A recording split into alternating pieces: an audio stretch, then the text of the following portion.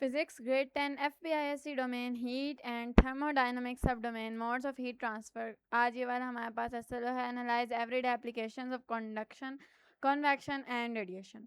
तो उन्होंने हमें ये 5 सिनेरियोज दी हैं डेली लाइफ के। अब हमसे कह रहे हैं कि असल में हम लोगों ने करना क्या है कि हम लोगों ने पता करना है कि इसमें से किसके अंदर कंडक्शन हो रही है, किसके अंदर कन्वेक्शन हो रही है, किसके अंदर रेडिएशन हो रही है और किस तरह हो रही है। यानी हम लोगों ने इन सब के प्रोसेसेस भी पढ़ना है कि किस तरह इनके अंदर काम हो रहा है, इन सबकी वर्किंग पढ़नी है। ठीक है, तो सबसे पहले हमसे कहते हैं heating objects such as kitchen pans. तो सबको पता है किचन पैन्स मेटल होते हैं, सॉलिड होते हैं, तो उनके अंदर क्या होती है, कंडक्शन। उनके जो पार्टिकल्स होते हैं वो टाइटली पैक्ड होते हैं और उनके अंदर मेटेलिक बॉन्ड्स भी होते हैं, तो थ्रू दैट कंडक्शन होती है। और देन इंसुलेशन भी होती है इन देयर हैंडल्स, जो कि प्लास्टिक के होते हैं, वुड के होते हैं। ठीक है, तो ये कंडक्शन का था कि इसके ए के अंदर आप लोगों की कंडक्शन हो रही है। ठीक है, उसके बाद जो बी वाला उन्होंने हमें सिनेरियो दिया वो है heating a room by convection. तो हम लोग ये जो कंडक्शन, कन्वेक्शन और रेडिएशन के जो तीनों मेथड्स हैं ये हम लोग डिटेल से पिछले एसएलओस के अंदर पढ़ गए हैं। इसके अंदर बस हम लोगों ने आइडेंटिफाई करना है कि किसके अंदर कौन सा मेथड हो रहा है और किसकी वर्किंग क्या है।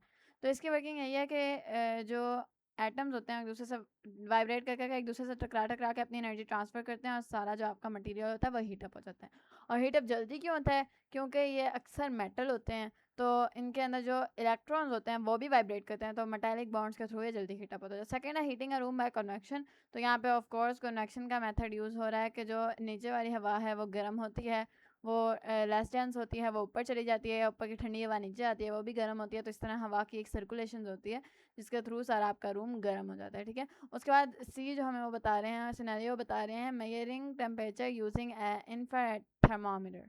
तो इंफ्रारेड थर्मामीटर क्या होता है मैंने पहले तो नहीं बताया, बट इसके अंदर आप लोगों की रेडिएशन वाला मेथड यूज़ होता है क्योंकि इंफ्रारेड है, ये तो साफ साफ समझ आ रही है। इंफ्रारेड थर्मामीटर क्या होता है कि थर्मामीटर आपके माथे से, आपके जिस्म से, अगर आप अपने जिस्म की नाप रहे हो इंफ्रारेड रेज, या आप किसी भी ऑब्जेक्ट की नाप रहे हो, तो उस ऑब्जेक्ट से काफ़ी डिस्टेंस पे अगर आप इस थर्मामीटर को रखो ना, तो ये उससे खारिज होने वाली इंफ्रारेड रेडिएशन बता देता है। ठीक है, और वो किस तरह बताता है कि वो उन इंफ्रारेड रेडिएशन को कैच करता है एंड देन आप लोगों को उनकी मिकदार बता देता है। तो इसके अंदर रेडिएशन वाला मेथड यूज़ होता है। जो हमारे पास डी सिनेरियो है वो हमें कहते हैं using thermal insulation to maintain the temperature of a liquid. यहाँ तक ख़त्म हुआ है। तो यहाँ पे आप लोगों के डिफरेंट मेथड्स होते हैं, but temperature of a liquid की जब बात करेंगे ना ये, तो यहाँ पे आप लोगों के टेम्परेचर फ्लास्क यानी थर्मोस की बात हो रही है। तो अब हम लोग ये पढ़ने लगे हैं कि थर्मोस के अंदर कौन से दो मेथड, बल्कि तीनों ही मेथड इसके अंदर होते हैं।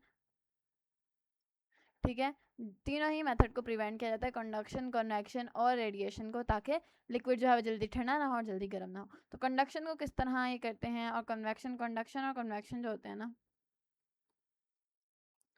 उन दोनों से छुटकारा हासिल करने के लिए डबल प्लेट्स लगाते हैं एट द बाउंड्री। यानी अगर ये सारा आपका थर्मोस है ना, तो इसके बीच में खाली वैक्यूम होता है और वैक्यूम से ना कन्वेक्शन हो सकती है ना कंडक्शन हो सकती है, तो यहाँ पे कंडक्शन और कन्वेक्शन कैंसिल हो जाते हैं, बट रेडिएशन यहाँ से भी जारी रहता है। तो रेडिएशन को रोकने के लिए क्या करते हैं कि अंदर वाले हिस्से पे ना सिल्वर की ये शाइनी प्लेट लगा देते हैं, तो सारी रेडिएशन रिफ्लेक्ट हो के अंदर ही रह जाती हैं।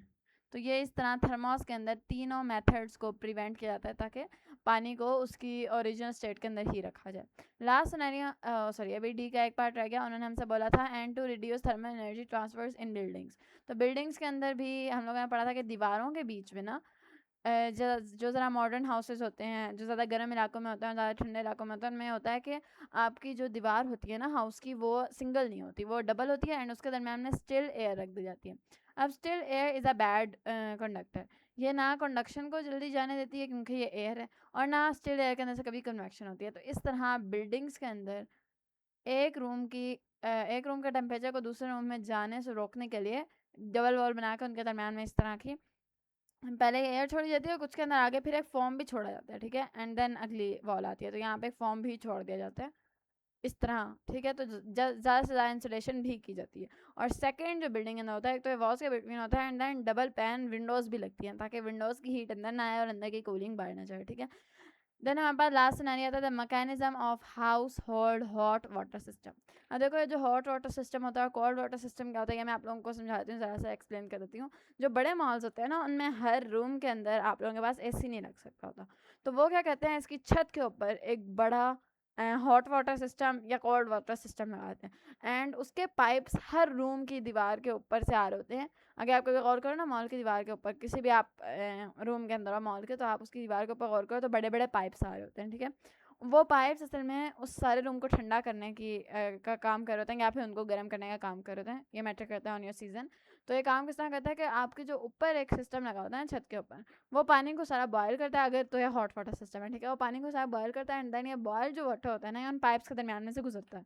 और वो पाइप क्योंकि हर रूम के अंदर से गुजरा होता है, तो वो उस पाइप का गर्म पानी अंदर एयर के अंदर एंटर हो जाता है एंड एयर के अंदर कन्वेक्शन होती है, ठीक है, रेडिएशन होती है एंड वो सारा रूम गर्म हो जाता है। इसी तरह कोल्ड वाटर सिस्टम भी काम करता है और एक साइकिल होती है। वो जब पानी वाला ठंडा हो जाएगा अपनी सारी हीट बाहर रूम में कर करके, तो वापस जाएगा, वापस बॉयल होके आएगा। इसी तरह कोल्ड वाटर सिस्टम भी चलता है और ये एक बहुत इफेक्टिव मैकेनिज्म है फॉर बड़े बड़े मॉल्स, ठीक है, क्योंकि वहाँ पे हर रूम के अंदर एसी लगाना मुश्किल होता है। वो बड़े हॉट वाटर सिस्टम और कोल्ड वाटर सिस्टम लगा देते हैं, ठीक है। तो 5 डेली लाइफ सिनेरियोज थे, ठीक है। अगर हम लोग इसके अंदर बात करें कि इसके अंदर क्या हो रहा है, तो इसके अंदर कन्वेक्शन एंड रेडिएशन जा रही है, ठीक है। ये कन्वेक्शन और रेडिएशन जा रही है, ठीक है। ये हमारे थे 5 scenarios of our daily life, conduction, convection and radiation के मोड्स ऑफ हीट ट्रांसफर, ठीक है। ये वाला एपिसोड तो यहीं पे ख़त्म हो गया। मिलते हैं अगले एपिसोड में, तब तक के लिए अल्लाह हाफिज़।